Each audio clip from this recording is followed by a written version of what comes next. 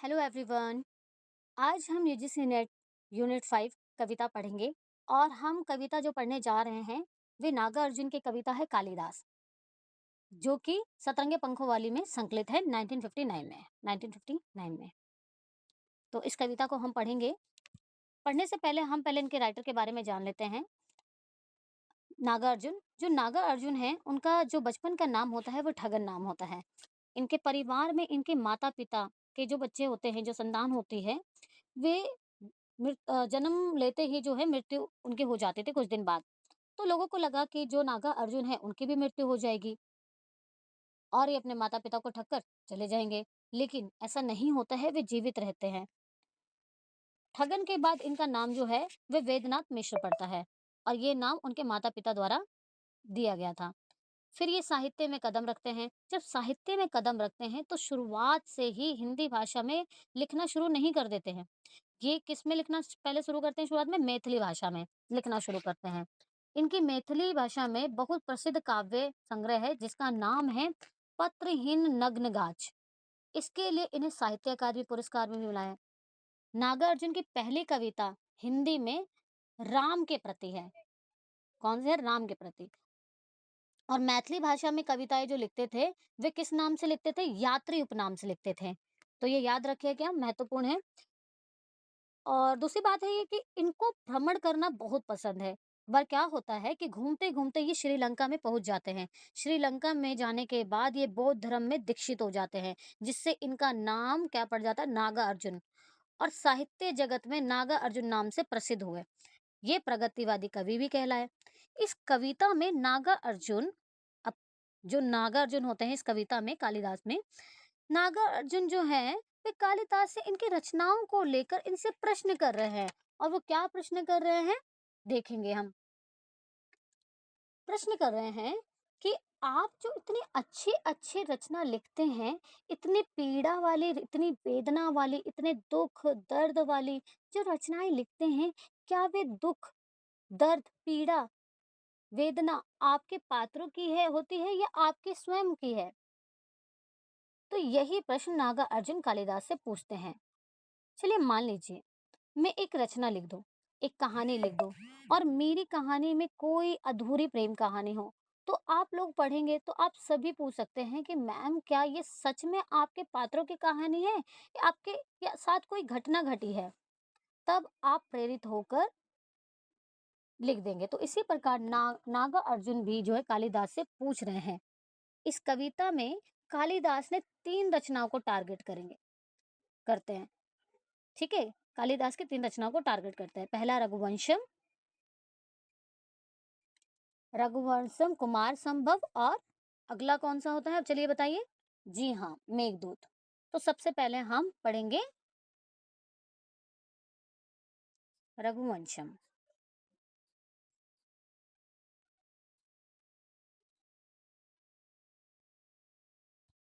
ठीक है?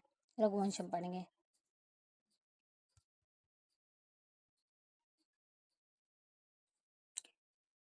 जो रघुवंशम में टारगेट लेकर किया गया है कालिदास, वो पढ़ेंगे आगे हम। रघुवंशम लिख रहे थे, जैसे कालिदास जब रघुवंशम लिख रहे थे तो नागा अर्जुन जब इसे पढ़ लिए तो नागा अर्जुन को पढ़ने के बाद लगता है इंदुमती की जो कहानी होती है, जो इसमें जो प्रसंग होता है, इसमें जो अज हैं हमारे। अच्छा, इसमें हम पहले देखेंगे पात्र कौन से हैं। जो पात्र है वे अज और इंदुमती हैं। इंदुमती इसमें पात्र है। अब आगे कविता समझेंगे हम।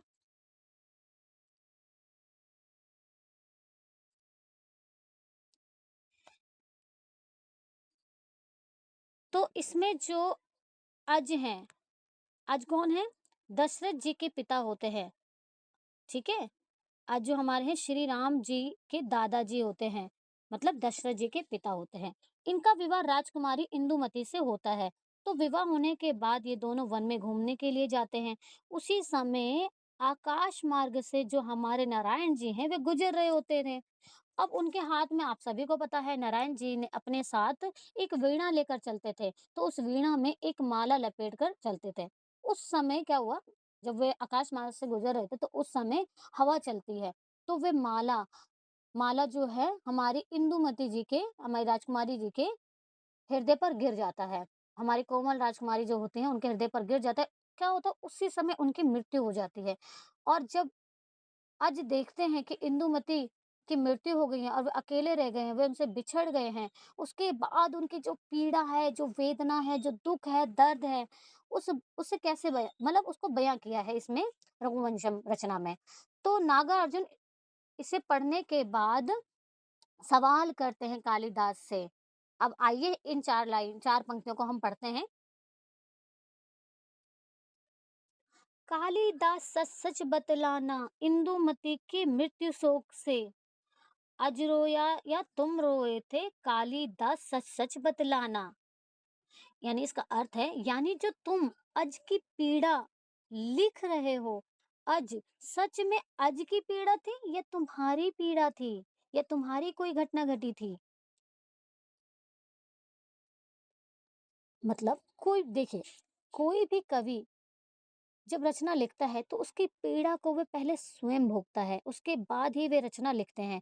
अगर कोई कवि ऐसा न ना करे तो समझिए कि उसकी रचना हृदय को स्पर्श करने वाली बनी ही नहीं है। जैसा एक उदाहरण देती हूँ, केशव दास की। केशव दास, ये जो केशव दास जी हैं, हमारे रीतिकाल के कवि माने गए हैं।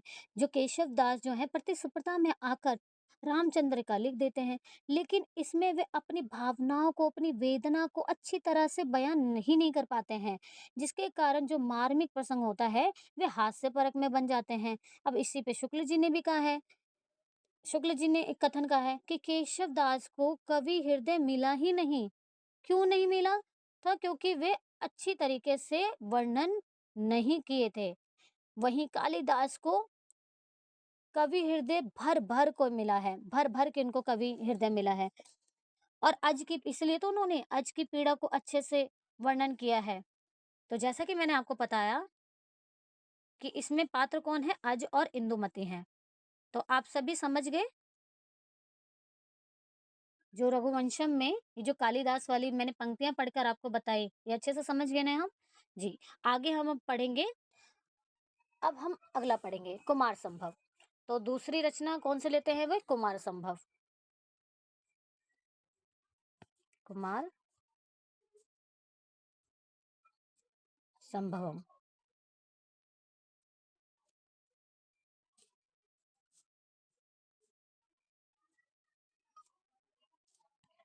ठीक है? इसमें जो हमारे पात्र होते हैं, पात्र कौन होंगे? कामदेव और रति। कामदेव और रति। ठीक है? समझ गए आप सभी? तो पहले आप ध्यान से सुनिएगा, फिर हम इनकी पंक्तियों को पढ़ेंगे। घटना ये होती है कि देवलोक में असुर है, एक असुर है जिसका नाम है तारकासुर। वे बहुत ज्यादा विनाश करने लगते हैं। तभी देवता लोग परेशान होकर ब्रह्मा जी के पास चले जाते हैं और उनसे प्रार्थना करते हैं कि कोई उपाय बताएं कि इस राक्षस को, इस तारकासुर को कैसे हटाया जाए, इसका विनाश कैसे करें। तो ब्रह्मा जी उपाय बताते हैं कि जो हमारे शिव जी हैं, उनके पुत्र ही इनका वध कर पाएगा, नहीं तो कोई और नहीं कर पाएगा। तो अब क्या होता है, अब सभी देवता जो है परेशान हो जाते हैं। क्यों परेशान होते हैं? कि जो हमारे शिव जी हैं, वो तो साधना में लीन हैं और शिव जी के साथ भी घटना घटी हुई होती है। ये सती की मृत्यु हो गई थी, तो शिव जी तो साधना में लीन कर, मतलब जब सती की मृत्यु हो गई थी, तो वो जो है हमारे शिव जी साधना में लीन हो गए थे। तो उनको जगाए कौन? और जब तक शिव जी का विवाह नहीं होगा, उनके पुत्र की प्राप्ति नहीं होगी, तो तारकासुर का वध कैसे होगा? उससे छुटकारा कैसे पाया जाएगा? और वह तारकासुर का विनाश भी नहीं कर पाएगा।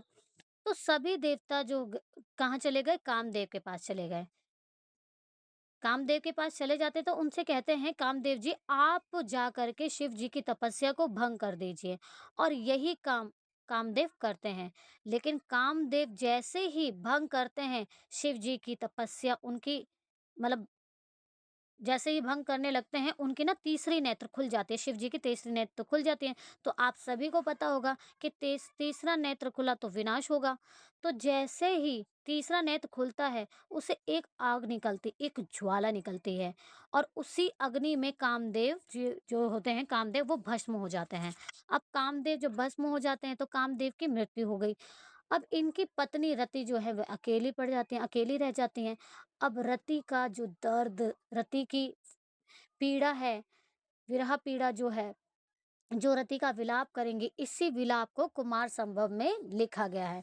तो नागा अर्जुन फिर सवाल करते हैं, शिव जी की तीसरी आँख से निकली हुई क्या होता है? अब आगे हम पढ़ेंगे पहले पंक्तियों को। शिव जी की तीसरी आँख से निकली हुई महाज्वाला में घृत मिश्रित सूखी समिधा। घृत मिश्रित क्या होता है? घृत मिश्रित यानी घी में सनी हुई। और सूखी समिधा यानी हवन के लिए जो सूखी लकड़ियां इकट्ठी की जाती हैं, उसी हवन के लिए सूखी लकड़ियां इकट्ठा करना समिधा कहलाता है। ठीक है, तो आप इन दोनों का अर्थ समझ गए, घृत मिश्रित और सूखी समिधा। जी। शिव जी की तीसरी आंख से निकली हुई जो महाज्वाला में थी ना, वो घृत मिश्रित सूखी समिधा सम। कामदेव जब भस्म हो गया, रति क्रंदन सुन आंसू से, रति क्रंदन सुन आंसू से तुमने ही तो दृग्ध होए थे। कालिदास सच सच बतलाना, रति रोई या तुम रोए थे। ठीक है, तो ऐसा ही कहा गया है कि जैसे ही महाज्वाला निकली तीसरी नेत्र से, घृत मिश्रित, ऐसा लगा कि जैसे कि घी से सना हुआ कोई लकड़ी आग में डाल दिया है। यानी हमारे नागा अर्जुन कालिदास से कह रहे हैं, जब रति रोने लगी तो रति का जब क्रंदन तुमने सुना, तो तुमने भी तो अपने आंसू बहाए होंगे ना। तो इसमें जो है हमने कुमार संभव पढ़ लिया। अब अगला हम पढ़ेंगे कुमार संभव में जो ये वाली लाइन है शिव जी वाली। आप सभी को समझ में आ गया ना?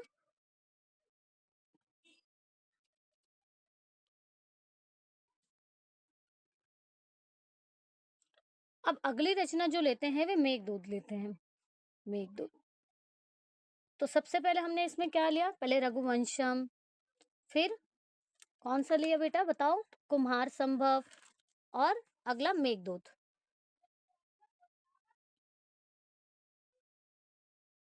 तो अब हम पढ़ेंगे, पंक्तियों को देखेंगे। वर्षा ऋतु की स्निग्ध भूमिका, प्रथम दिवस आषाढ़ मास का। याद रखिएगा कौन से माह का इसमें वर्णन किया गया है? आषाढ़ मास का। ठीक है, आषाढ़ मास वेरी इंपॉर्टेंट। देख गगन में श्याम घन घटा, विशुर यश का मन जब उछटा, खड़े खड़े तब हाथ जोड़कर चित्रकूट से सुबह शिखर पर उस बेचारे ने भेजा था, जिनके ही द्वारा संदेशा। उन पुष्करावर्त मेघों का साथी बनकर उड़ने वाले, कालिदास सच सच बतलाना, पर पीड़ा से पूर पूर हो, थक थक कर और चूर चूर हो। अमल धवल गिरी गिरी के शिखरों पर। ये बहुत ज्यादा ही महत्वपूर्ण है, तो आप इसको लिख लीजिएगा। अमल धमल गिरी के शिखरों पर प्रियवर, प्रियवर तुम कब तक सोए थे, रोया अक्ष रोया यक्ष की तुम रोए थे। कालिदास सच सच बतलाना। तो इसमें क्या होता है, इसमें जो पहले हम देखेंगे इसमें पात्र कौन कौन से हैं। पात्र जो हैं इसमें यक्ष और यक्षिणी और यक्षिणी,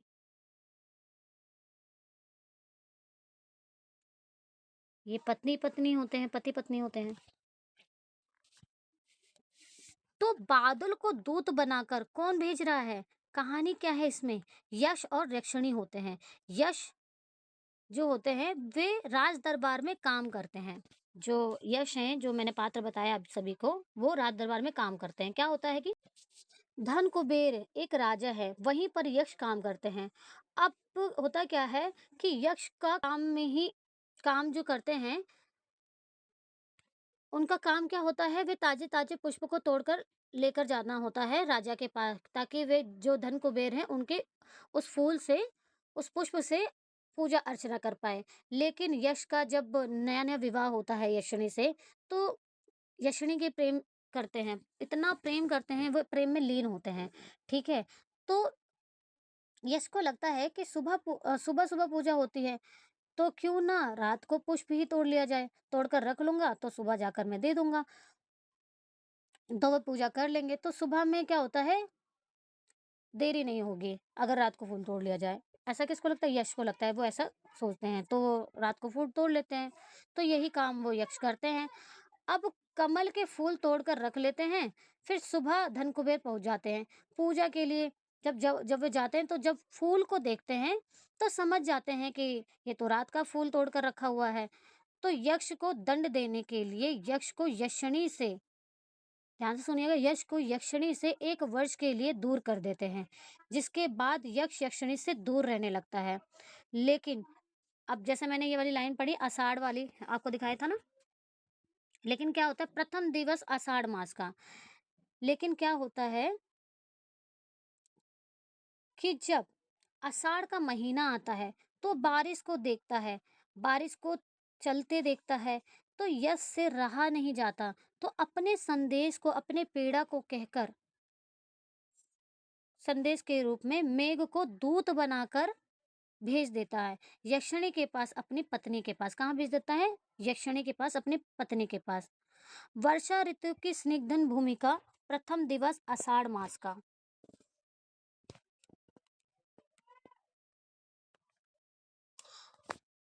देख गगन में श्याम घन घटा, विधुर यक्ष का मन जब उछटा। समझ में आ गया जैसे मैंने लाइन आपको समझाई? खड़े खड़े तब हाथ जोड़कर चित्रकूट सुभग शिखर का पर उस बेचारे ने भेजा था। किसको दूत बनाकर भेजा था? मेघ को, संदेश के रूप में, जिनके ही द्वारा संदेश उन पुष्करावर्त मेघों का साथी बनकर उड़ने वाले कालिदास सच सच बतलाना। तो आप सभी को ये कविता समझ में आ गई? चलिए अब इसके कुछ हम प्रश्न देख लेते हैं। तो चलिए अब प्रश्नों को करते हैं। सबसे पहला प्रश्न है हमारा, नागा अर्जुन की कालिदास कविता में निम्न में से किसका उल्लेख है? हमारा फर्स्ट पॉइंट है विक्रम, यक्ष, शकुंतला, इंदुमती, अज। तो देखिए ऑप्शन देखते हैं, ए बी सी, दूसरा बी सी ई, तीसरा ए डी ई, चौथा बी डी ई। तो हमने देखा था कौन कौन से थे, यक्ष, इंदुमती और अज, यानी बी, डी और ई। तो देखिए बी डी ई कहाँ पर है, यहाँ पर, तो हमारा ऑप्शन हो जाएगा बी डी ई। अगला प्रश्न देखेंगे, नागा अर्जुन की कविता कालिदास में शकुंतला और दुष्यंत का उल्लेख है, क्या ये कथन सही है? नहीं, शकुंतला और दुष्यंत का उल्लेख नहीं है। हमने क्या पढ़ा था? इंदुमती और, बताइए आप सभी। दूसरा है शाप भरा तन प्रजातंत्र, ये काव्य पंक्ति रामधारी सिंह दिनकर की कविता रश्मि रथी की है। तो ये दोनों ही कथन जो हैं वे असत्य हैं, यानी इसमें जो हमारा पॉइंट हो जाएगा दूसरा हो जाएगा, दोनों ही असत्य हैं। अगला देखेंगे हम, नागार्जुन की कालिदास कविता में निम्न में से किसका उल्लेख है? पहला रघुवंशम, दूसरा बी हमारा कुमार संभव, सी विक्रमोर्वशियम, डी मेघदूत, या फिर ई अभिज्ञान शकुंतलम। किन किन के जो है कालिदास कविता में जिक्र हुआ है, कौन से रचनाओं का? तो हमें पता ही है, रघुवंशम, कुमार संभव और मेघदूत। तो हमारा इसमें आंसर हो जाएगा ए बी डी। देखिए कहाँ पर है ए बी डी, तो हमारे फर्स्ट ऑप्शन में ही ए बी डी है, तो ये हमारा राइट आंसर हो जाएगा। अगला क्वेश्चन है हमारा, अगला प्रश्न, कालिदास कविता में आई निम्न युक्तियों को कविता में आने के आधार पर पहले से बाद के क्रम में लगाइए। तो चलिए देखते हैं, पहला क्या है, इंदुमती के मृत्यु शोक से अज रोया या तुम रोए थे। दूसरा, वर्षा ऋतु की स्निग्ध भूमिका, प्रथम दिवस आषाढ़ मास का, हमने पढ़ा था, याद है आपको? थक थक कर और चूर चूर ओ अमल धमल गिरी के शिखरों पर, प्रियवर तुम कब तक सोए थे। चौथा है, हाथ जोड़कर चित्रकूट से सुबह शिखर पर उस बेचारे ने। पांचवा, कामदेव जब भस्म हो गया रति का क्रंदन, सुन आंसू से तुम ही तो दृग्ध हुए थे कालिदास। तो हमें याद है जो हम जब हमने कविता पढ़ी थी, तो इसमें हम देखेंगे जो पहली ही पंक्ति है हमारी, इंदुमती की मृत्यु शोक से। जैसा कि मैंने बताया अभी ऊपर पढ़ा, तो इंदुमती और अज देखा था ना हमने।